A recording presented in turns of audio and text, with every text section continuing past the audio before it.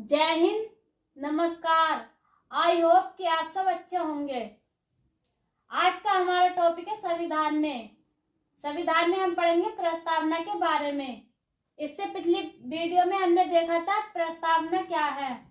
आज हम जानेंगे बेरुवाड़ी संघ मामला और केशवानंद भारती बनाम मामले के बारे में। तो चलिए शुरू करते हैं। तो पहले देखते हैं बेरुवाड़ी संघ मामला कब आया था 1960 में।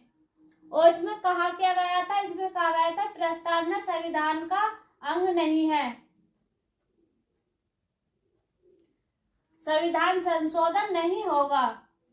अब बात करते हैं केशवानंद भारती बनाम केरल राज्य 1973 में आया था।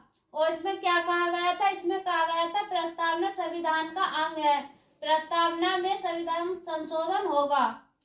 अब बात करते हैं 42वां संविधान संशोधन 1976 में आया था प्रस्तावना में। और इसमें 3 शब्द जोड़े गए थे। ये कौन कौन से? समाजवादी, पंथ निरपेक्ष और अखंडता।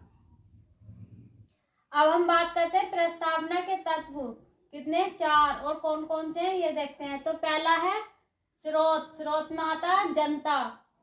अब बात करते हैं, दूसरा है लागू होने की तिथि। तो ये लागू कब हुई थी प्रस्तावना? 26 नवंबर 1949 को। अब बात करते हैं उद्देशिका थी प्रस्तावना में। तो इसके थे 6 भाग। अभी हम आगे पढ़ेंगे उन्हें। अब बात कर लेते हैं, चौथा था स्वरूप या प्रकृति। तो इसमें कौन कौन से शब्द जोड़े थे? संप्रभु।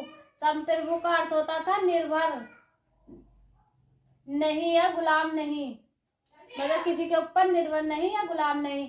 अब बात दूसरा जोड़ा गया था इसमें समाजवादी। समाजवाद में था समाज धर्मों का सम्मान करना। अब बात कर लेते हैं हम उद्देशिका के 6 भागों की कौन कौन से थे। तो पहला था न्याय। न्याय में जोड़े गए थे आर्थिक, सामाजिक और राजनीतिक। अब बात करते हैं, दूसरा था समता। समता में 2 जोड़े गए थे अवसर और प्रतिष्ठा।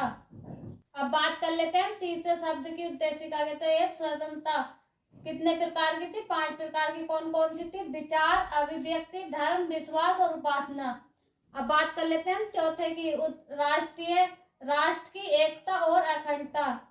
अब बात कर लेते हैं उद्देशिका के 5वें भाग की। तो यह बंधुता, इसका अर्थ है भाईचारा।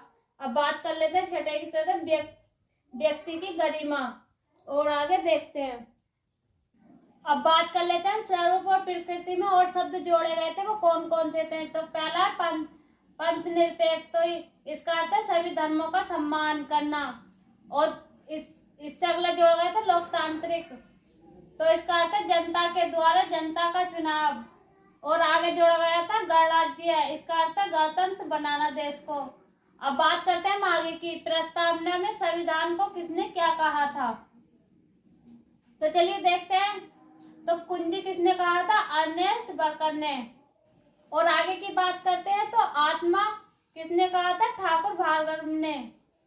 और आगे की बात करते हैं, हम आगे देखते हैं तो परिचय पत्र किसने कहा था? N.A. पालकीवाला ने। और आगे की बात करें राजनीतिक कुंडली किसने कहा था? K.M. मुंशी ने। आगे की बात करते हैं हम दीर्घकालिक सपनों का विचार किसने कहा था? अल्लादी कृष्ण स्वामी अय्यर ने।